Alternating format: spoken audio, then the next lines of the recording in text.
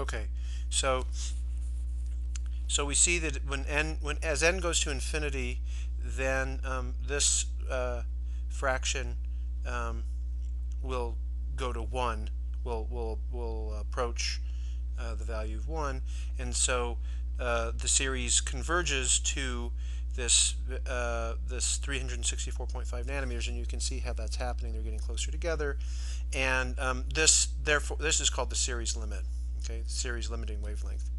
Soon after, Balmer sort of wrote down this description, this phenomenological description of the observed hydrogen spectrum in the visible range.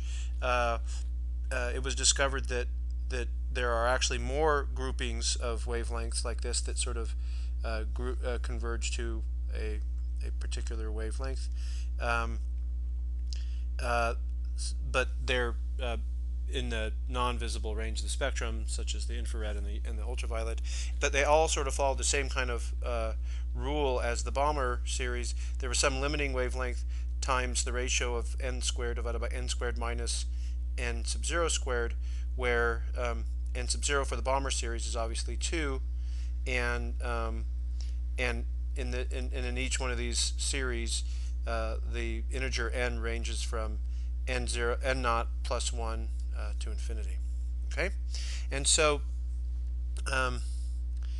that's so these phenomenological descriptions were sort of agreed very well with the observed spectra, but they didn't really provide an explanation because they're not based on theory, and I'll talk about that again in a second.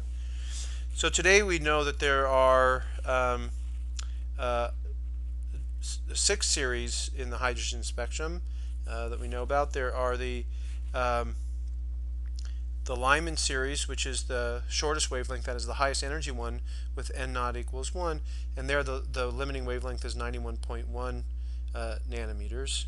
Okay, and then we have the Balmer series we just talked about. The Paschen, Brackett, Fund, and Humphrey series all span the infrared. Okay, with further and further into the infrared. Okay, and again, the limiting wavelength here corresponds to the limiting case where n is equal to infinity, and in each series the wavelengths get closer together at short end of the spectrum, converging towards this limiting wavelength. Now here's a schematic of all the series that are listed here, the spectral positions. This is the wavelength on the horizontal axis. So these are the spectral positions as for the different series, but it's plotted on a logarithmic scale. So you can see 100 nanometers, 1,000 nanometers, 10,000 nanometers, and that basically just is so that you can look at the whole thing. But what you can tell, even on this logarithmic scale, is that again on the left side, so the short wavelength side of each series. So for example, the Lyman series, the spacing between the energy levels, the wavelengths is getting smaller, similar with the Balmer series, the visible series, and so forth. Okay. So there is another sort of interesting sort of mathematical relationship that people were able to discover from looking at the spectra, and that is that if you converted these wavelengths here, these spectral lines, to frequencies just by the relationship c over lambda, then it was realized that certain pairs of frequencies corresponding to these spectral lines added together to give other frequencies which also appeared in the spectrum. So the sum of some of the pairs of frequencies would give additional frequencies which actually appeared in the spectrum.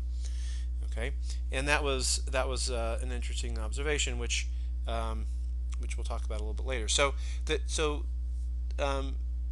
As I said, the Balmer formula and the generalized Balmer formula is phenomenological because it's not based on an underlying theory. It basically just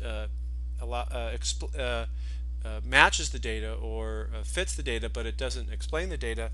And but any theoretical model, which is actually based on physics, must explain both the Balmer formula and the Ritz combination principle, since they obviously agree with the data very well.